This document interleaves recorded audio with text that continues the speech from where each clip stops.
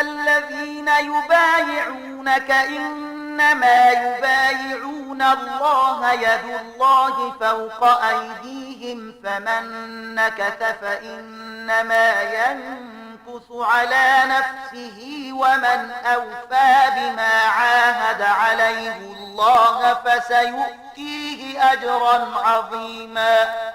ای پیغمبره، کوم کسانو چې له تا سره بیعت کوو هغوی په اصل کې له الله سره بیعت کوو.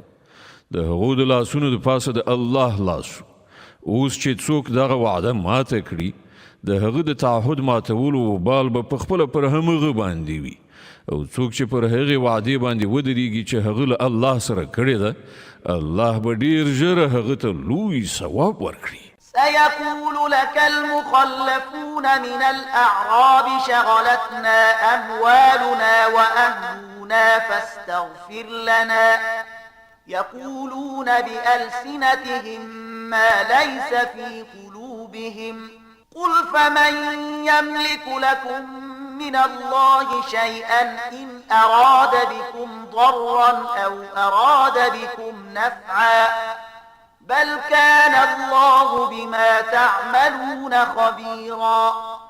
ای پیغمبره، له اطرافي کلیوالو عربو نه چې کوم خلک شاته پرېښودل شوي وو اوس به هغوی راشي ارومرو به درته ووایي چې موږ د خپلو شتمنیو او اولادونو فکر بوخت کړي وو، ته زموږ لپاره د مغفرت دعا وکړه.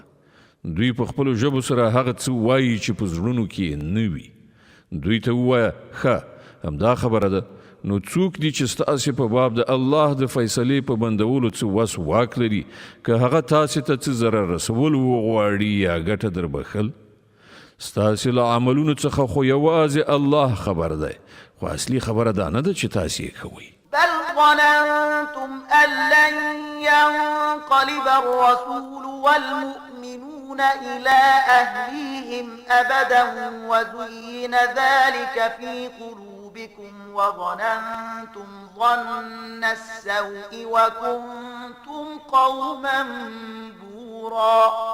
بلکې تاسې داسې وګڼله چې پیغمبر او مؤمنان به خپلو کورنیو ته بیرته راونه شي ګرځېدلی او دغه ګمان ستاسې په زړونو کې ډېر ښه ولګېد او تاسې ډېر بد ګمان وکړ او تاسې تباه کېدونکي خلک یې.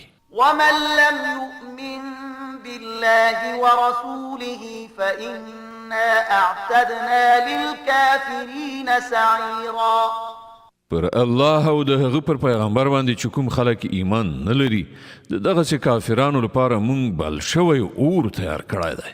ولله ملك السماوات والأرض يغفر لمن يشاء ويعذب من يشاء وكان الله غفورا رحيما.